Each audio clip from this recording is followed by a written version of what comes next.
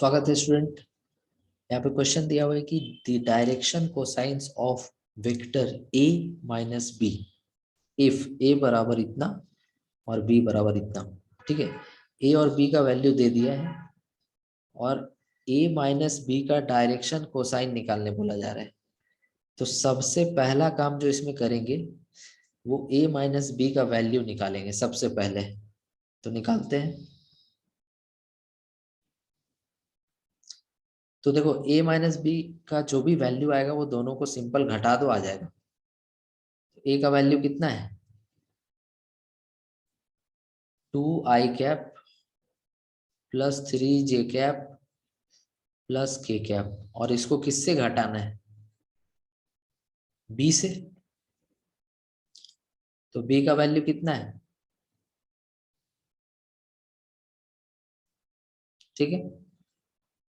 अब देखो i और i वाला को घटाया जाता है j और j वाला को और k वाला को, बाकी लिख देना है जैसा घटाने के बाद जो भी आएगा। तो यहाँ 2i cap 3j cap plus k cap, और उधर क्या है -2i कैप, ब्रैकेट खोलेंगे तो साइन चेंज हो जाएगा।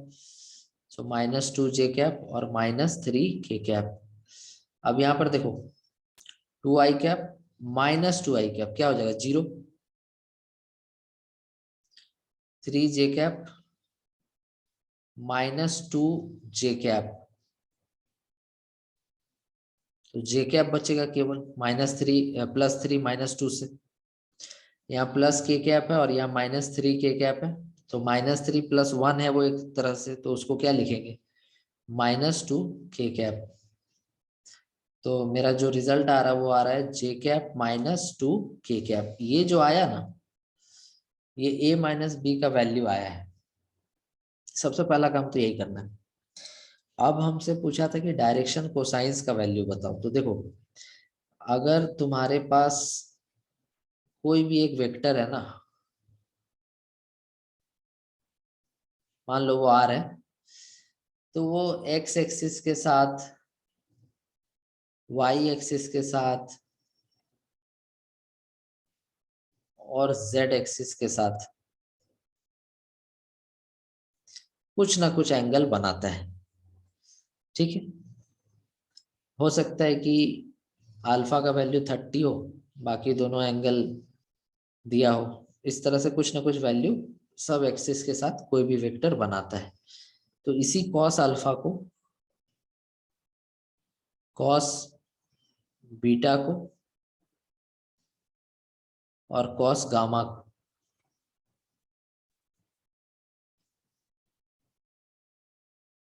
डायरेक्शन कोसाइन बोला जाता है। ठीक है, तो इसका फॉर्मूला पढ़ाया जाता है कि कॉस अल्फा अगर निकालना है तो जो भी x कंपोनेंट है उसको और जो भी टोटल वेक्टर का मैग्नीट्यूड है डिवाइड कर दो। ठीक है, अगर कॉस बीटा निकालना है तो जो भी y कंपोनेंट है उसको और जो भी वेक्टर है उसको डिवाइड कर दो। और अगर तुमको कॉस गामा निकालना है तो जो भी z कंपोनेंट है उसको और जो भी वेक्टर का मैग्नीट्यूड है उसको डिवाइड कर दो। तो ये तरीका है डायरेक्शन कोसाइंस निकालने का। तो अब यहाँ पर सबसे पहला काम रहेगा कि जो भी मेरा वेक्टर आया है उसका मैग्नीट्यूड क्या है। तो देखो उसका मैग्नीट्यूड है, आई तो है नहीं, जे के साथ 1 है प्लस के साथ -2 है, तो ये आएगा 1 + -2 का स्क्वायर कितना, तो 4, तो ये आएगा √5। तो यही इसका मैग्नीट्यूड है। ठीक ना। अच्छा x कंपोनेंट क्या है, y कंपोनेंट क्या है और z कंपोनेंट क्या है। x कंपोनेंट यहाँ देख पा रहे हो 0 आया था, y कंपोनेंट में j था, मतलब कि 1 है मैग्नीट्यूड।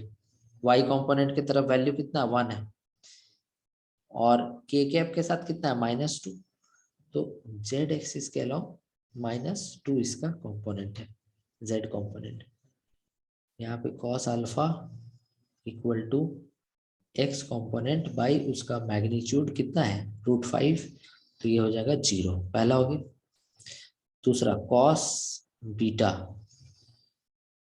तुमको यहाँ पे y कंपोनेंट लिखना है जो j के साथ 1 है, और बाय मैग्नीट्यूड लिखना है जो √5 है, और तुमको कॉस गामा लिखना है तो z कंपोनेंट जो कि -2 है, k के साथ जो भी है वो -2 है, और मैग्नीट्यूड कितना है वेक्टर का, √5। तो अब मैच कर लो कि कॉस अल्फा 0 है, कॉस बीटा 1/√5 है, कॉस गामा -2/√5 है। तो इस हिसाब से पहला आंसर इसका सही होगा। ठीक है, तो होप कि तुमको ये क्वेश्चन समझ में आ गया होगा।